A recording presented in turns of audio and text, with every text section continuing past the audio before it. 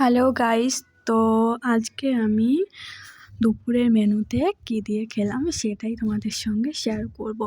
তো দেখতেই পাচ্ছো এখানে শাক, কী শাক জানি না। তারপর এখানে আলু, সিম, ধনেপাতা। তারপর এখানে দেখো গরম ভাত আর ভেজ ডাল, তার উপরে একটু লেবু চেপে নিয়ে খেয়ে নিলাম। মানে জাস্ট ওয়াও ছিল ডালটা। তো দেখতেই পাচ্ছ ডালটা দেখেই একদম টেস্টি হয়েছে।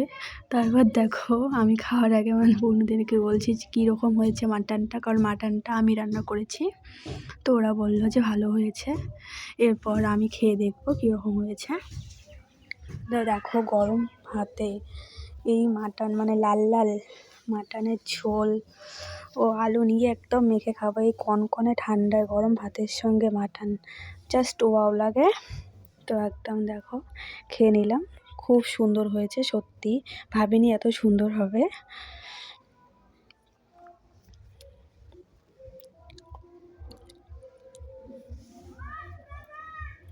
তো তোমরাও দেখে জানিও যে কীরকম হয়েছে।